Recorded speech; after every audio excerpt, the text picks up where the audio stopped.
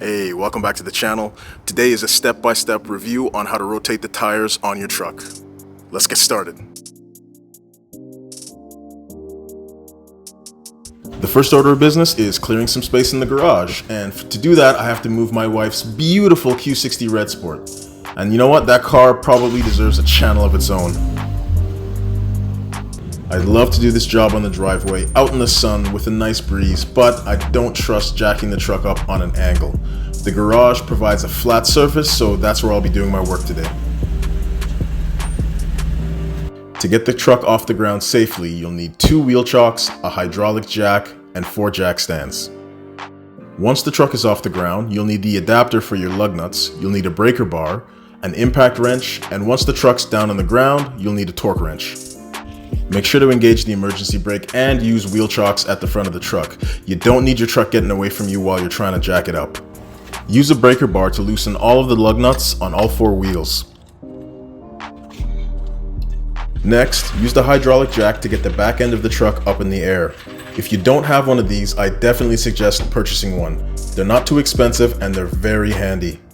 After getting the back end of the truck in the air, place the jack stands underneath the rear axle of the truck. That's probably the most secure place to put those jack stands. And slowly lower the truck until its full weight is sitting on those jack stands.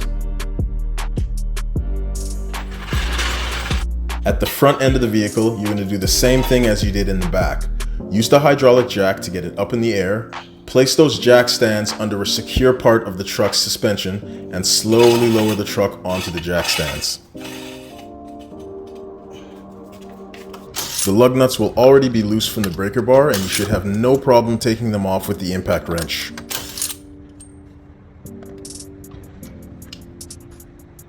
Once all the lugs are out, it should be really easy to pull that wheel off.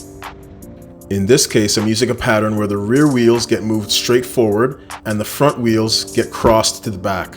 Now, of course, this isn't the only pattern you can use. There is one, the X pattern, where both front and back get crossed over to the other side. But this is the one I like and this is the one I'm sticking with. Once you've got all the wheels where you want them, it's just a matter of getting them up on the hub and securing them with the lugs.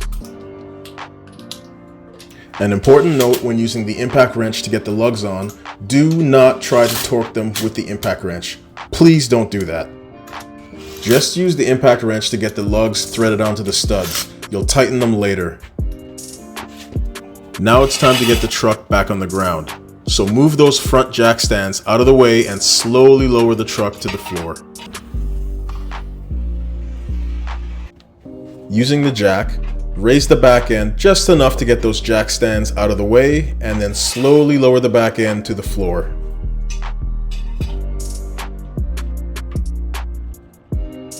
Now that the truck's back on the ground, you can torque the lugs the proper way, with a torque wrench. You can find the right torque setting in your vehicle's instruction manual. Torquing the lugs unevenly can cause the rotors to warp, so using a torque wrench in a star pattern should help prevent that. Make sure to recheck the torque on each one of those lug nuts before moving on to the next wheel.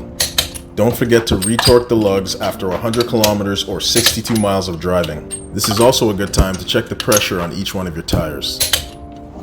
Don't forget to give this video a thumbs up if you found it useful. And yes, I did go through the steps a little quickly, but honestly, this is a very easy and quick job if you have the right tools available. Please share this video with anyone that's interested in rotating their tires on their own. For people new to the channel and for my loyal followers, thank you very much for watching this video. I always appreciate it. If you just came across this channel, I have a lot of good content on here and I hope you'd consider subscribing. Oh, and don't forget to hit the bell icon. That way you'll know when I throw up another modification video or another do-it-yourself video. And that's it. I'm out.